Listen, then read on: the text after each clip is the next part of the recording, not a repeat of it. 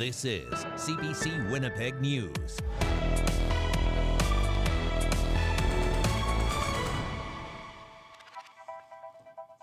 Good evening. Thanks for joining us.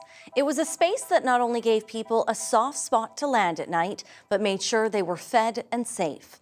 Now, as one inner-city emergency shelter sets to close and make way for a provincial transition, there's concern from First Nations leaders and community groups that some people who need its services will fall further through the cracks.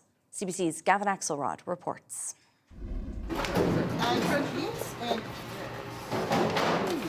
Community Helpers Unite cook up meals for people in need every day. For many years, hundreds of those meals have been going to the Indigenous-led shelter space in Dinawaymak every day. CEO Brandy Bobier says she's disappointed about the news it will close in April and return with a different look. Dinawaymak, the name that came during that naming ceremony, translates in English to our relatives' place, but it's the possession is on relatives. It's their place, and we're there to serve them. And I don't feel like we're serving them this way.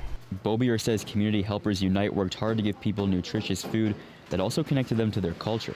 We were providing 3 meals a day, 7 days a week, for 150 people each set, so 450 a day. Dinawaymak will be renovated and transformed into a navigation center that will connect people trying to get off the street with resources.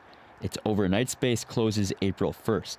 On Thursday, Housing Minister Bernadette Smith said nobody who uses Dinawaymak will be left behind, and its staff will work with people as they move to transitional housing.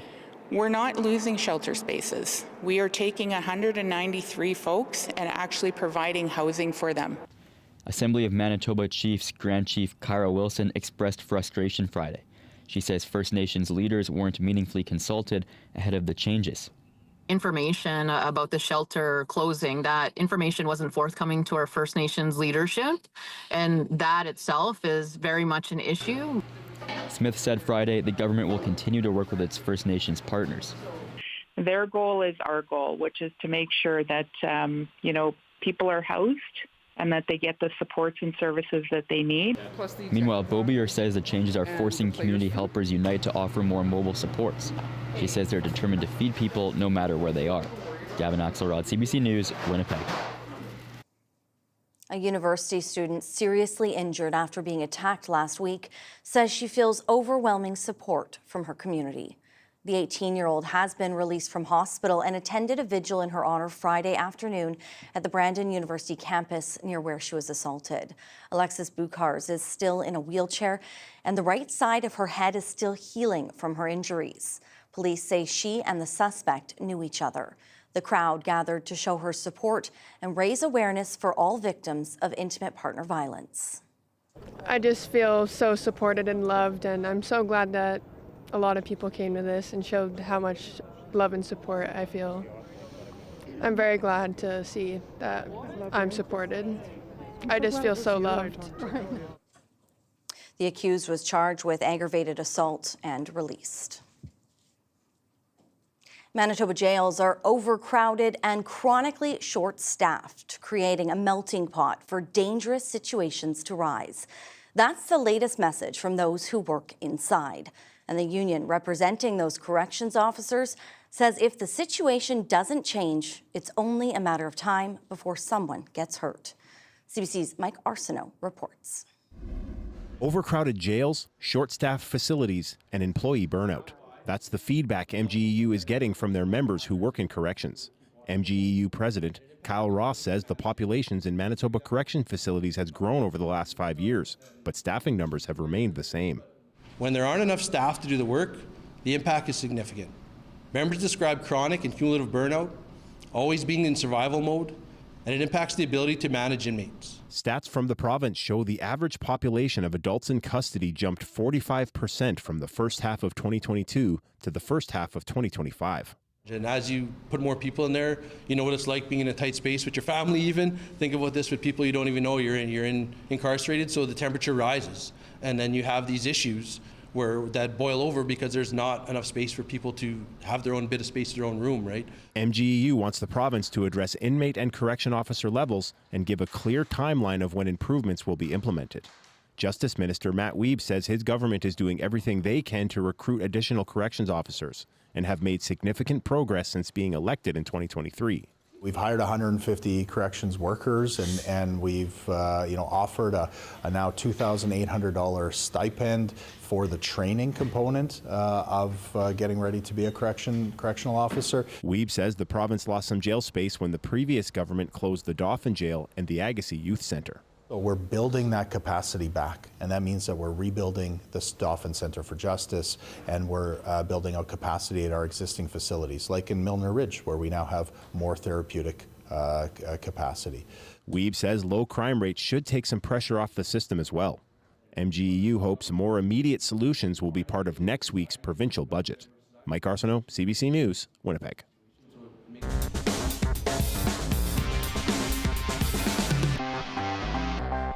If you've ever waited at a bus stop during a Winnipeg winter, you know the difference having a warm shelter can make. Now the city is looking to install new bus shelters across the city, including several that will be heated. The move comes after years of funding cuts and ongoing vandalism issues. The city has put out a tender to build 9 new bus shelters at stops across Winnipeg, most of them equipped with heat and powered doors. 7 of those locations already have electrical connections in place, while 2 others could be hooked up in the future. The city is also buying 15 smaller unheated shelters, but hasn't decided where those will go yet. This comes after a heated shelter program was scaled back and ultimately ended in 2023 when funding dried up. At the same time, vandalism has taken a toll, with hundreds of shelters damaged in a single year and repair costs rising. The city has been testing stronger polycarbonate panels, a shatter-resistant material designed to better withstand damage and stay in place longer. All of the new shelters will use that more durable material, which the city hopes will mean fewer repairs and warmer rides for passengers. Cameron McLean, CBC News, Winnipeg. Manitoba's business minister says his government will hold Palliser Furniture to account for laying off staff after the province extended the company a loan guarantee. In August, the Premier's cabinet approved a $15 million loan guarantee for Palliser. Last month, the company shed about 20 Winnipeg jobs. The province says the loan guarantee came with a commitment for Palliser to retain jobs in this province. We're continuing to work with them and make sure that they be held accountable, and we fully expect them to uphold and maintain the jobs and restore jobs here in Manitoba. Palliser's president says his company is committed to retaining Canadian jobs. He says U.S. tariffs have forced Palliser to realign its manufacturing operations. The Progressive Conservatives are vowing to increase the provincial tax exemption if elected, but it could cost nearly $1 billion to do so. The Tories say if they form government after the next election, they'll make the first $30,000 earned in Manitoba free of provincial income tax. That would save some families as much as $3,000 every year. The PC's finance critic says the party would make up the lost revenues by growing the economy, but wouldn't say at what cost. The province, however, says it would mean roughly $960 million less collected in taxes. The next election isn't scheduled until fall 2027, but could happen earlier. As Manitoba Budget Day approaches, the government announced new money for the childcare sector. But first, the finance minister gave some new pairs of sneakers to happy kids. It's this year's spin on the tradition of the finance minister buying themselves shoes for Budget Day. While visiting the Linwood Childcare Centre today, the minister said the budget will boost wages for early childcare educators by almost 3% and build 2,000 more childcare spaces. Those new spaces, of course, will be supported by our early childhood educators who we're very proud to lift up here today and to support with more wages to help them continue to do the important work that they do. Right now, childcare staff make between $19 and $40 per hour. All right, Riley's in now. And Riley, well, those littles got some sneakers. I bet a few of them could probably use some rain boots today instead. There's some rain boots, and in parts of the province this weekend, Brittany, the winter boots probably still of good use. Okay, so a bit of an active Saturday ahead. There's already some weather watches and warnings out ahead of this. A brief Alberta clipper, kind of like the one that we saw yesterday will push through as we get into the day on Saturday. So there's already a snowfall warning out for a good chunk of the parkland. This is not necessarily Up to 20 centimeters of snow for this entire area in White. This is more so for the higher elevations. Think the Riding Mountains, the Duck Mountains, the Porcupine Mountains, where we could see some of those enhanced snowfall amounts. Along the Yellowhead Highway, along Highway 16, looking at a period of freezing rain as we get through the morning hours on Saturday. So certainly looking at this unstable air mass continuing to push moisture into the province. Pretty cloudy across the province today. We've started to see a little bit of precipitation starting to push into the west. Temperatures up to 11 in Melita this afternoon, 5s and 6s across much of the rest of southern Manitoba, and we're looking at periods of snow or some rain, Brittany, across the south as we get through the night tonight. I'll time it all out for us when I come back. All right, thank you, Riley. You're welcome. Sounding the alarm. Why paramedics in Brandon say an ambulance may not be ready to respond when the call comes in. We'll have that story next.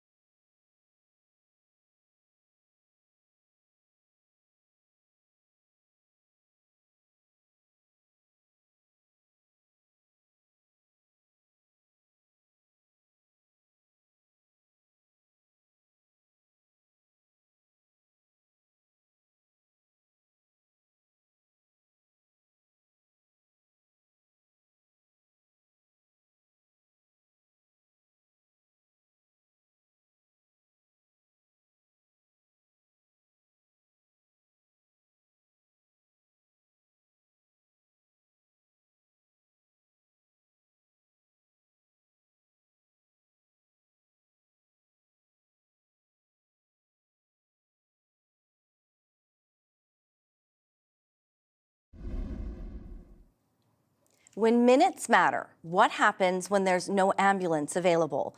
That's the concern being raised by one group in Brandon.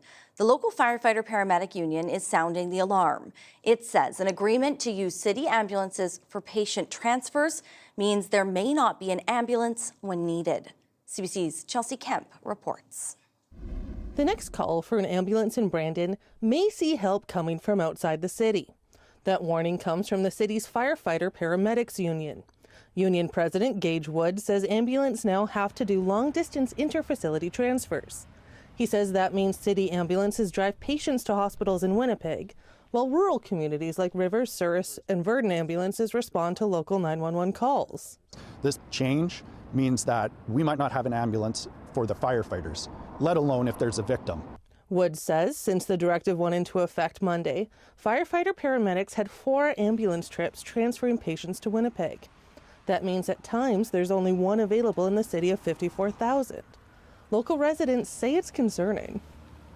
It's pretty scary for the majority of the Brandon people are all retired. Like, we need an ambulance, and if it's going to come from another place, and I live by myself, I'll probably be dead before an ambulance arrives. Well, I'm getting older, and as you can see, I'm hooked up to this monitor, and I've had some health issues lately, and I've seen what's been going on in the emergency, and it's not good. It's pretty bad. No, it's really bad. Like, what if somebody takes a heart attack? They could die with no ambulances here. Fire Chief Terry Parlow says emergency services are working with Shared Health to find a solution when it comes to transfers. Making sure that the ambulances get the patients to where they need to be as quickly as possible. The union says it's fighting to see the directive reversed. We worked so hard to get a third ambulance so that we wouldn't have to pull these rural trucks into Brandon all the time. Even with the third truck, we're still facing shortages and not able to meet all of our call volume.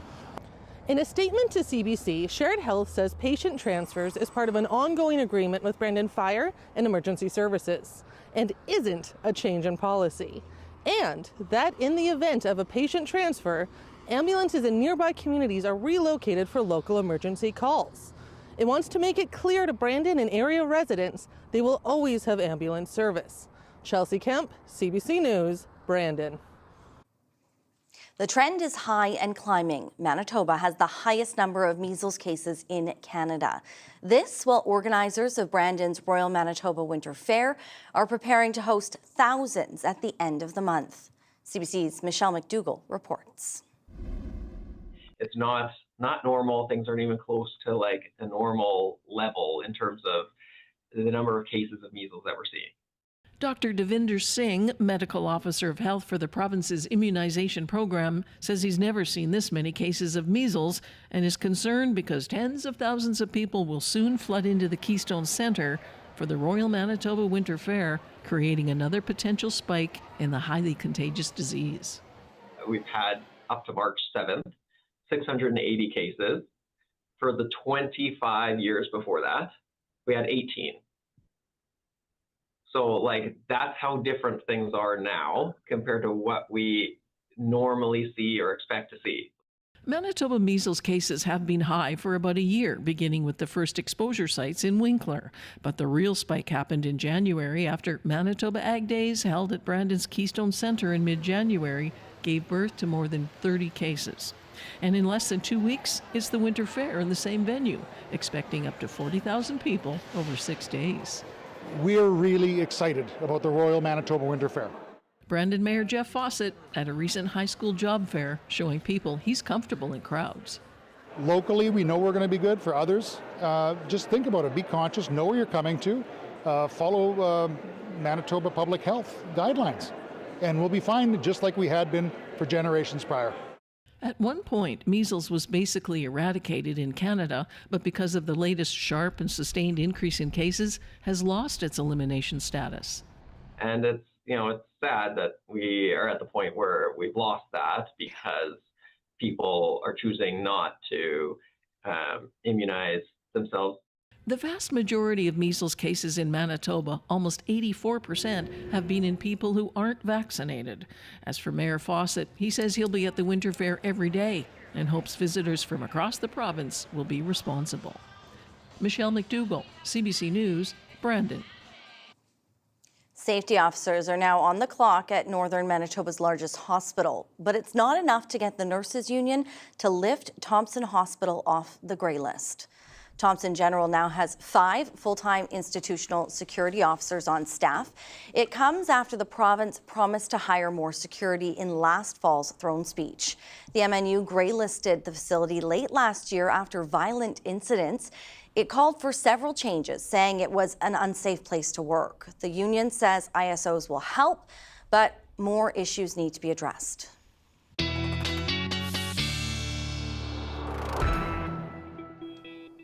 All right, Riley, and on my way into work today, that light on my car, more windshield fluid needed, went off.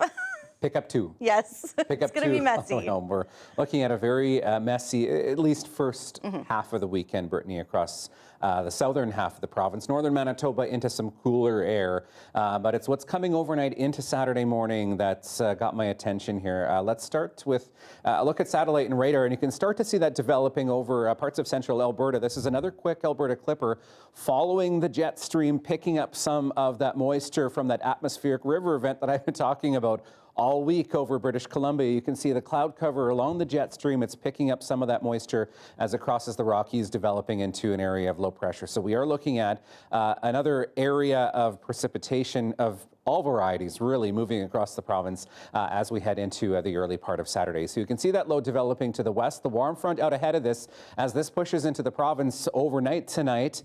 Nudging some slightly warmer air into the province again. This could mean some freezing rain, particularly in that Yellowhead corridor, really anywhere from Yorkton, Fort Capel, Saskatchewan, down Highway 16 into Manitoba. Winnipeg will be really right on the edge of some of this, really because of the temperatures. North of that, into the Parkland, the Interlake, this is a snow event, and south of the Trans-Canada, largely showers as we get through into the overnight hours. So, looking at the timing of this, by 4:30 in the morning, Winnipeg into some shower activity. Again, this will really be temperature dependent with that snow continuing pre-dawn through parts of the Parkland. And really by lunchtime, it's out of the way. High pressure in northern Manitoba will cool temperatures down once again over the weekend, but also give some sunnier skies. That tries to give us some sunshine in the south, but it really doesn't do a great job. The cloud cover, I think, wins out through at least the early part of the weekend. It's not really till we get into Monday that we see any measurable clearing across parts of the province. So here's a sort of a snapshot of where I'm looking at the precipitation. Pretty generally 2 to 4 centimeters in the Interlake. Again, temperatures will be close to the freezing mark, so some of this will be melting on contact or will melt shortly after it falls. There's that line of freezing rain along the Yellowhead and south of. I mean, there could be some deviation in this because of the temperatures, more like showers, but a good 5 to 10 millimeters into southeastern parts of the province. And here's what I'm talking about in terms of temperatures. This is 8 o'clock in the morning. Temperatures right on the freezing mark in Winnipeg, in Portage, just below the freezing mark in the Interlake. So any deviation in the track of that will really determine on where we see things falling as either freezing rain or snow, depending on where we go north and south. So that's the lowdown as we get through at least the early part of the day tomorrow, up to 1 degree in the afternoon, -2, a bit cooler into the day on Sunday. And Brittany, we get a bit more sunshine back as we get into the day on Monday. The weather update is brought to you by Paul Davis Property Restoration Experts. When things go wrong, we do what's right. And here's a look at some of that thick fog that blanketed Winnipeg last night. We have more after the break.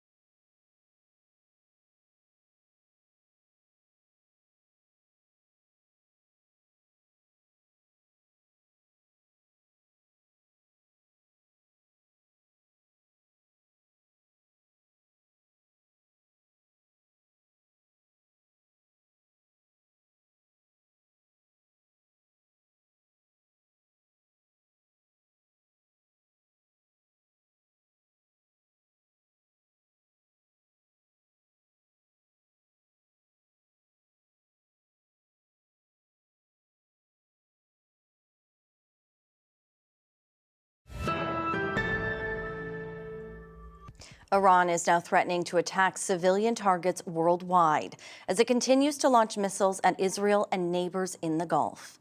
Meanwhile, Israel has kept up its attacks on Iranian targets, and the U.S. is sending more Marines to the region. The fighting is overshadowing what is normally a time of celebration. The CBC's Katie Simpson reports from Doha. Iran is threatening civilian targets all over the world as it tries to project an image of strength. Videos reportedly showing Iranian missile launches aired on state television as a senior military official says it will go after American and Israeli officials at tourist sites, parks, and recreational spaces, anywhere. Another military official says Iran is still building missiles and has no problem stockpiling weapons. It comes as state TV read a letter to mark the Persian New Year, allegedly from Iran's new supreme leader. It encouraged Iranians to stay in the fight, but notably, it was a written statement. The new supreme leader has not been seen in public since reports he was severely injured and possibly disfigured, leading to intense speculation about his condition and his whereabouts. Both the U.S. and Israel say new airstrikes have been carried out, hitting targets across Iran. While video captured the moment debris from an intercepted Iranian missile struck a parking lot near the walls of Jerusalem's Old City. The fighting is overshadowing what should be a celebratory time across the region. Eid festivities and traditions are more muted this year, as are Persian New Year festivities. Katie Simpson, CBC News, Doha. Oil prices are continuing to soar due to the conflict in the Middle East. Oil tanker traffic has slowed to a trickle in the Strait of Hormuz, leading Brent crude to trade at more than $108 a barrel. That's up from $72 a barrel before the war began. Here in Canada, gas prices at the pump are now a mixed bag. People in Vancouver are paying more than $2 a litre, while in Edmonton, the price is hovering around $1.50. A litre will cost you about $1.65 in Toronto. Americans are also seeing major price hikes.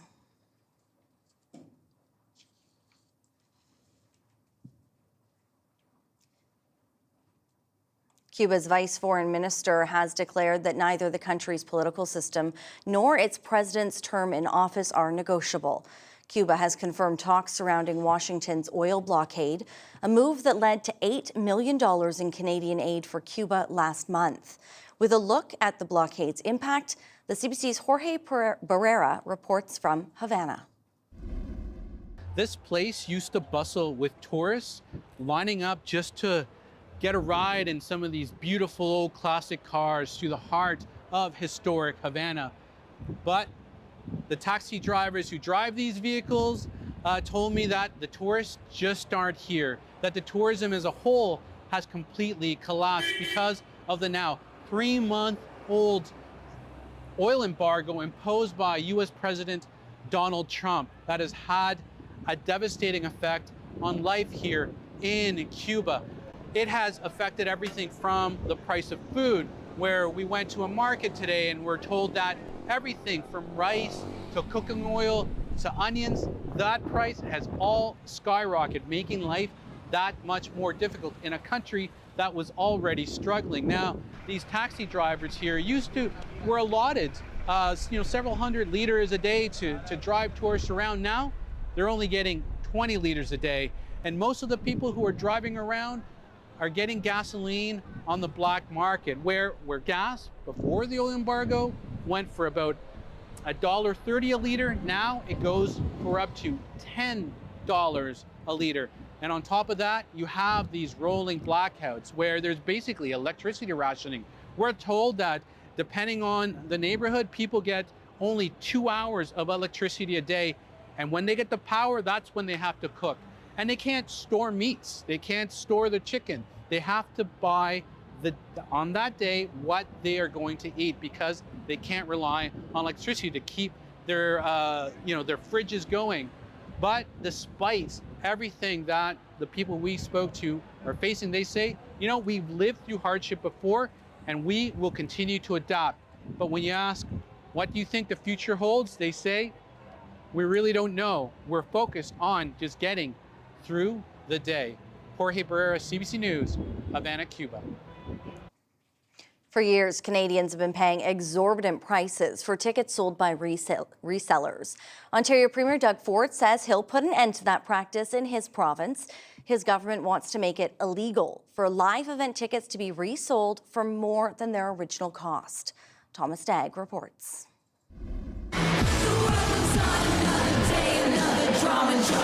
For fans in Ontario priced out of the biggest live events, the province is pledging relief from concerts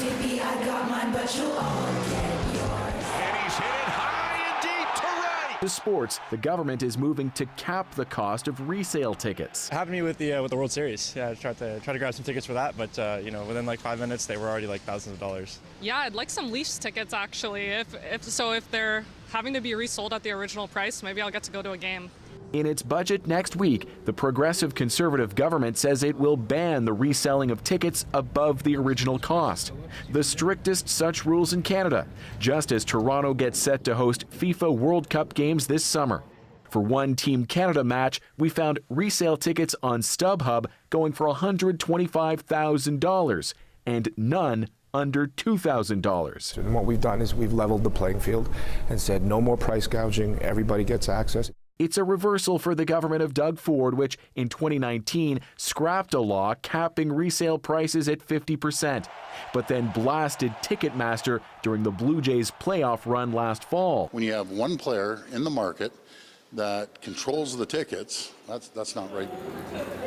Just ask Taylor Swift superfan Danny Alexandria, who paid nearly 4 times face value for the Eras Tour in Toronto with her service dog Evie. There's a limited amount of accessible seats, so resellers will actually go and buy up those seats and then jack up the price, knowing that us as disabled people don't have any other option. But price caps abroad haven't worked as planned, says this industry watcher. The activity doesn't disappear. It just moved underground, and that means less protection for the average fan.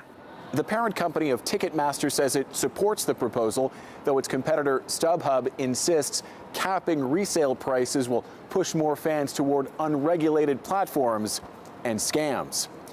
Thomas Stagg, CBC News, Toronto. A fifth estate investigation is looking into the big business behind online extremist content. A platform called Entropy is the brainchild of 3 Canadians. And as Ioana Romiliotis learned, it helped a neo-Nazi group spread its deadly influence. A quick scroll on Entropy's homepage reveals a lot, but the platform does more than host dozens of white supremacist voices. It helps them make money. They're making money off of intimidating people. They're making money off of trying to provoke and harass people. It's the Jews! Among those on Entropy, a neo-Nazi group called Goyim Defense League, or GDL. GDL collected donations on Entropy while its members spread hate and attacked people in Nashville in July 2024. One of GDL's flyers was also linked to a school shooting in Nashville a few months later. The group's leader celebrated any potential influence it had on the student who opened fire. Propaganda's so strong over here. Será su cadenita. 16-year-old Jocelyn Diana Correa Escalante was killed that day. Her parents are horrified that there is profit to be made from their pain. Son personas que no se tocan la conciencia, como que no tienen un corazón. Within 2 years of its launch, Entropy's co-founder posted that the platform had processed more than $3 million in transactions. Its owners take a 15% cut of the revenue. We tracked down the Alberta couple behind Entropy to Tbilisi, Georgia, where they have lived since 2022. They left. Like a few days ago, maybe a week ago. Rachel and Emmanuel Constantinidis did not return our requests for comment. I've got 3 to take a look at. Legal experts say a lot of harmful content is considered awful but lawful, but regulation is needed. I think we need to be more direct about what the threat is here, that you have businesses that are essentially monetizing hate. And back in Nashville, it's devastatingly clear what hate can destroy. Ioana Romiliotis, CBC News, Toronto. Some sad news to share from the world of entertainment. Martial arts icon and action film star Chuck Norris has died.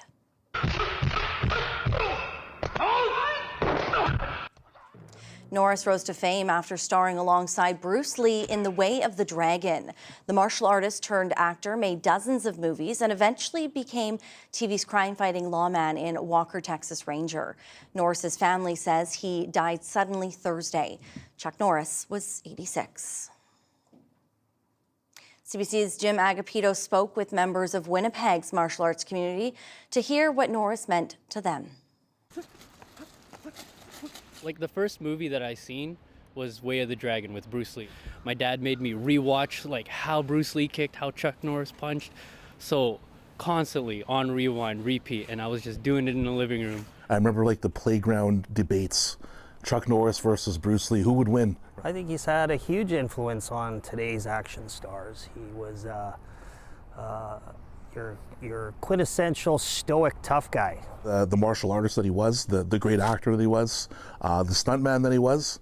And then, you hear about some of his humanitarian things that he's done too, so that's really cool too. So, yeah, it's definitely a huge loss for the world, but, he lived a full life, 86 years old, so right on, man, Chuck Norris. Spinning back kick or spinning side kick.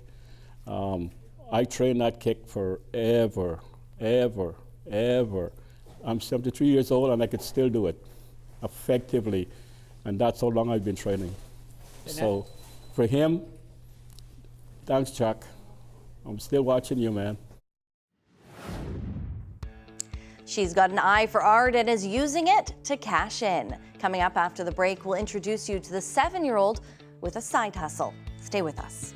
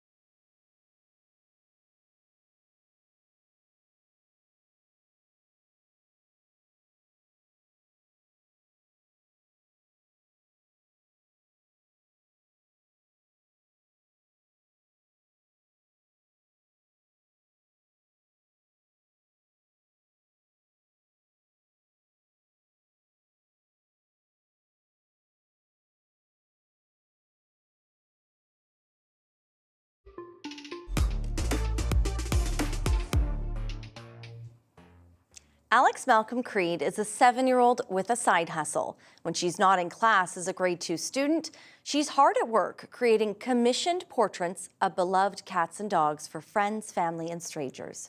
Her story is now a short film called Pet Project by 2 local filmmakers in collaboration with CBC Manitoba's Creator Network. Hello, I'm Alex, and I'm going to draw my hedgehog Nummer. Okay, so what you do is circle. You can draw the eyes like that. If you want, you can add a little smile. And then you draw the body. You could color them in. You could draw whatever color you want.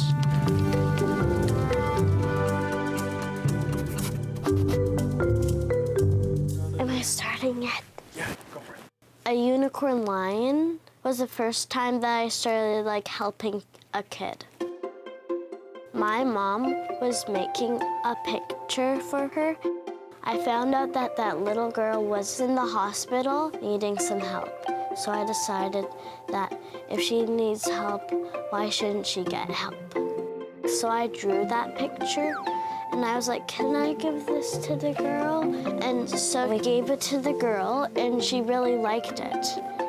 And then I started thinking that I should help other kids. So I started drawing and drawing and drawing and drawing and drawing and drawing. And now look what I could do. Now, if you have a pet, then I could draw it. I like to draw hedgehogs because they're my favorite animal, and I have a pet hedgehog. I also like to draw a lot of cats and dogs. I drew that. Most of them are people sending me some photos of their pets. I draw a picture, and then my mom redraws it on her iPad. That's good. That's okay. Yep. And then she prints it onto a printing machine, onto a bag, pencil case, or anything. I get money, so half of it has to go to the Children's Hospital Foundation, and the other I get to decide with the hotel fund, New York fund, my saving fund, my unit fund, or I just get to spend it.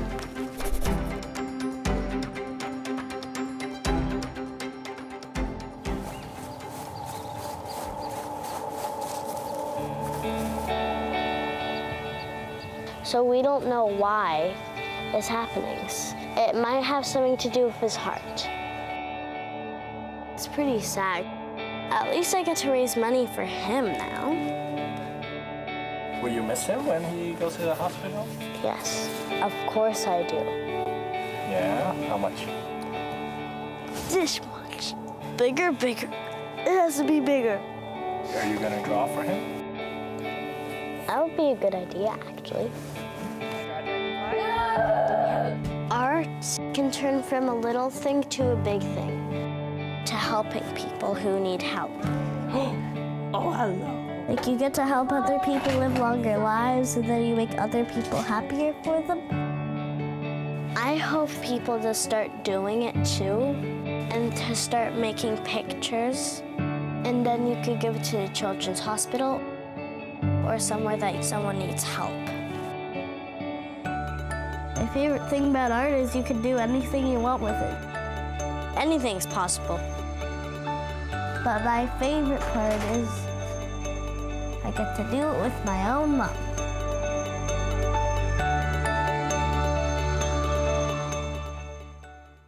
Professional women's hockey is coming to Winnipeg this weekend, and it's a chance for the league to also see whether the city could potentially house its own team eventually.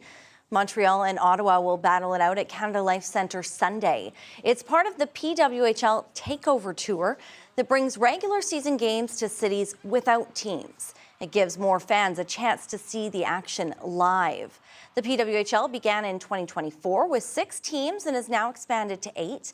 When looking at potential new markets, the league says a number of factors are considered, including possible venues, youth hockey registration numbers, and support for women's sports. Takeover tour is all part of that process to learn.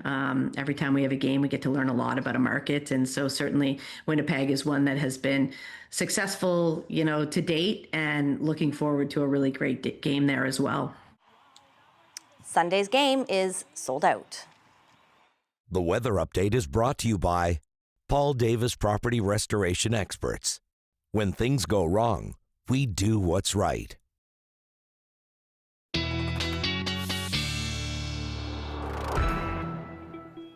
Riley, a lot of excitement for that game this weekend. Those tickets really just flew. Yeah, no kidding.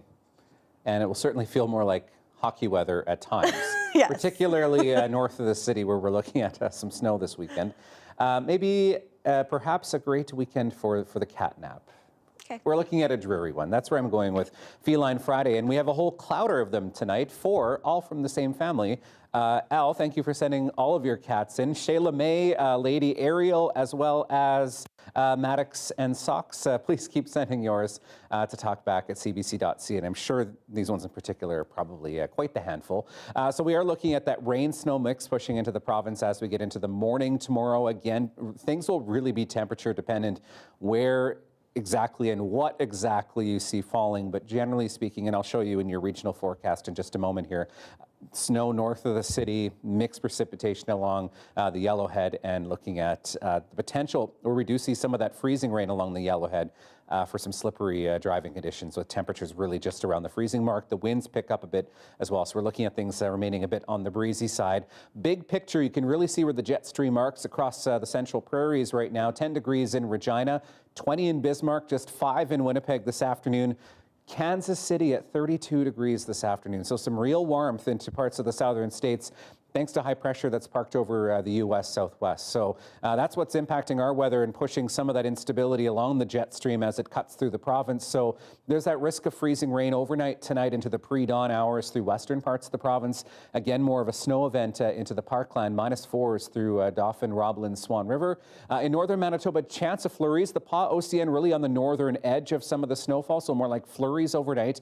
-8 in the Pas and Océan, -15 in Thompson, Churchill, and -27 degrees. And high pressure will start to clear out northern Manitoba as we get through the day, slowly but surely. So by late afternoon, expect some sunny breaks, for example, in Norway House. The Pas-Océan, mainly cloudy skies by the afternoon at -4 degrees. And there's that precipitation, already by 7 o'clock in the morning, well underway. So again, that's where we're looking at the higher elevations, looking at more of a snow event, and really anywhere south of the Trans-Canada, this is more of a rain event with the potential for some fog patches first thing in the morning. Even by lunchtime, that's all cleared out. Temperatures hovering around the freezing mark as we get through the day tomorrow. And then slowly but surely the south, thanks to that high pressure, will also, Brittany, start to see some clearing as well. I'll have a look at your 7-day forecast when I come back. All right, thank you, Riley. Welcome. Thousands of Muslims in Winnipeg gathered to celebrate Eid al-Fitr, which marks the end of the holy month of Ramadan. It celebrates the end of a sacred month of the Islamic calendar during which Muslims fast from dawn until sunset every day. Here's a look at one of those gatherings. This is the Eid al-Fitr. It's the end of Ramadan. It marks the end of Ramadan, and people often have a celebration. It starts off with the Eid prayer. So we've already had one, so we're right in between the two. We have 4 total. So we've had about 3,500 people just leave, and we have about 3,500 more people coming right now. It's very exciting. It's the one day where you get to see all the Muslims that are gathered together, and it's actually the first time we're having it at this venue. So yeah, it's exciting to see, and everyone is dressed really nicely. So it's always nice to see people celebrating this event. It's really good to see everybody together, and I think MIA welcomes 14,000 people, all combined for all the prayers, so it's incredible. And our religion is all about unity and bringing everybody together, so we are able to do that here on Eid, which is one of our biggest celebrations of the year, so it's really good to be a part of that. get-together is amazing. Seeing everybody, follow spirit, that makes me feel happy. That's about the main thing for me. Feels incredible. I mean, fasting for a whole month is one thing, but coming back together for Eid is another. And it's just so great to see everyone with their Eid clothes and just ready to pray and get on with the day. And yeah, just love seeing the community back together and seeing all my friends and my family. We have people from all over the world, from every part of the world, every corner, right even from here in Canada. Just nice to get all these hugs and love and give it all back. Just a really nice day.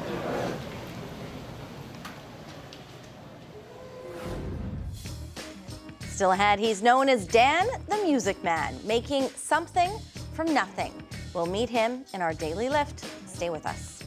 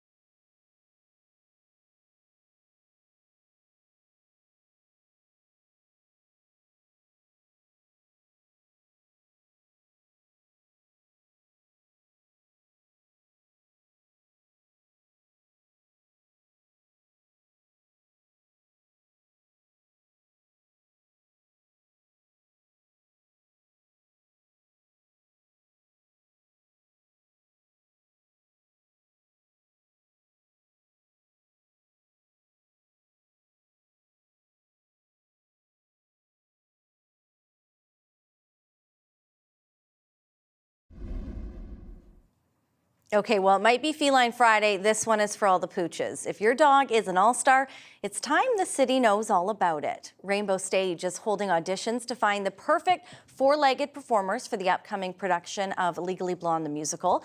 It's looking for a Chihuahua and a French Bulldog and says they need to be friendly and comfortable around crowds, music, and stage activity, plus able to follow basic commands. You can apply online by April 6th. Auditions will happen on the 19th. You're also encouraged to bring treats, leashes, and really anything that helps your dog shine.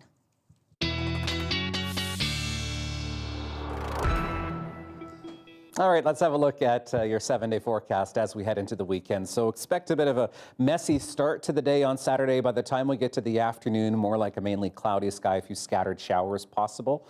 +1 through the day, -2 into Sunday. Some cooler air starts to push in.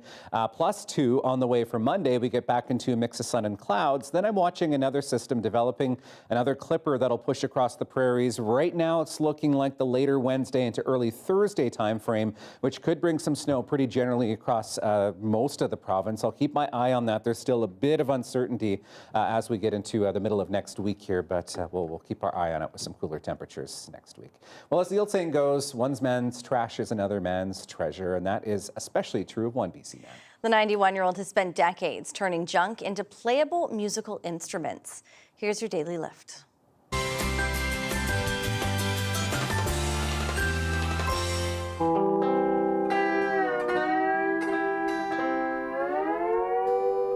I make musical instruments out of found objects, things kicking around that nobody wants, things ready for garbage.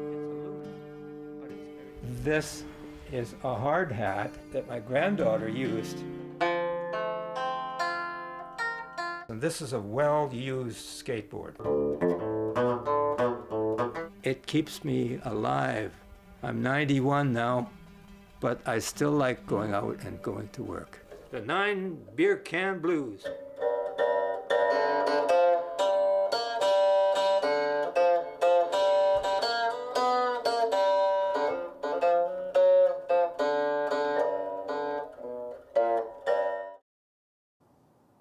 I love that. I'm nowhere near that creative. And I was going to say, you know what? It doesn't matter if it's a bought instrument or one that's made. It's not going to help me. I've got no musical talent.